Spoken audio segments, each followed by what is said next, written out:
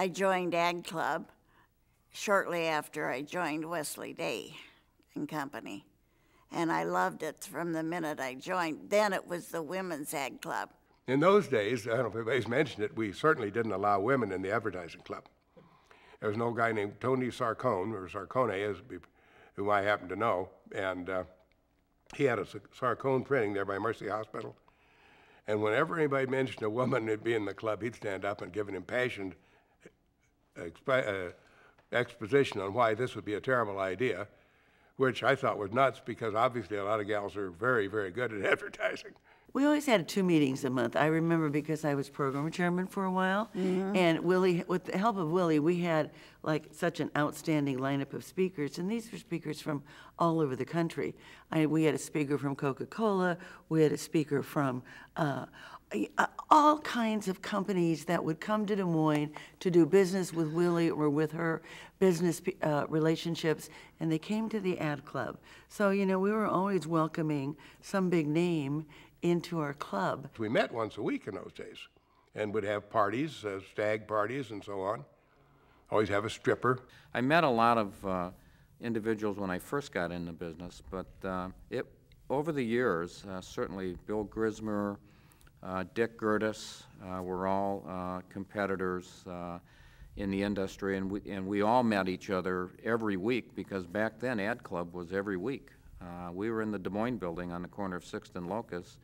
Every Tuesday at 11:45, we'd go next door to Babe's upstairs, and we had 52 weeks of Ad Club back then. And Bill and I actually met each other through the Ad Club, and I think we worked together on some of the gridiron stuff, and that's how we probably met, wasn't it? No, we met playing softball.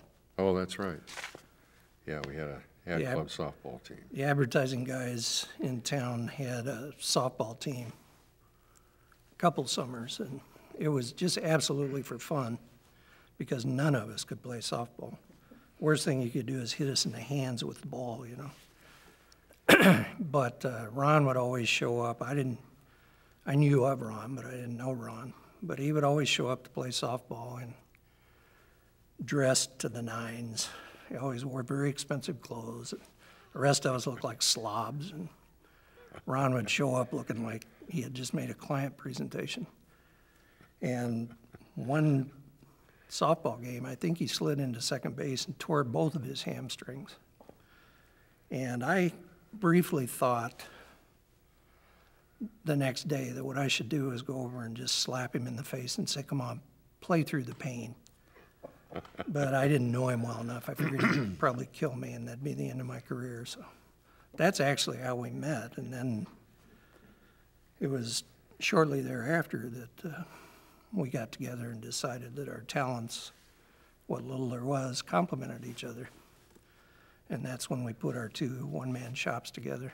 When it was still a women's ad club, at one point the men were going to accept women, and conversely, the women were going to accept men.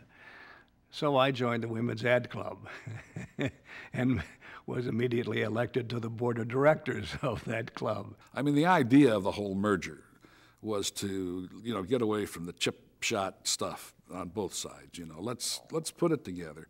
Let's work for the common good, if you will, of advertising. I can't speak for the Federation, which was mostly women, but for the men, there was an awful lot of, how should I say it, fringe advertising people. People who probably weren't really in advertising. And God rest his soul, Merle Trickey was one. Merle was a slumlord. I mean, he called himself, you know, an apartment owner. But he's dead too, so I can say it.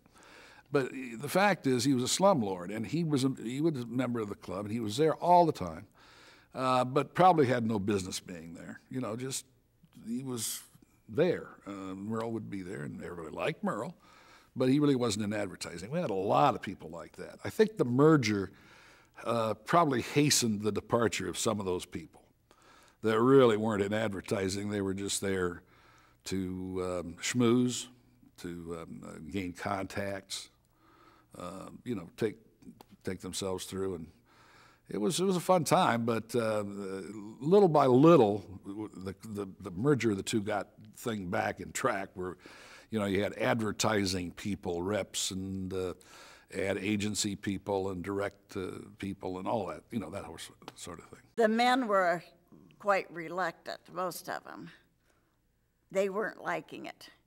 They thought we were going to inhibit their meetings and not let them have all the fun from the gridiron that they had had all those years. But we were really pretty decent about it, weren't we? We brought a little bit of decorum. Yeah. But didn't ruin anyone's party. No. We still partied just as well, all of us.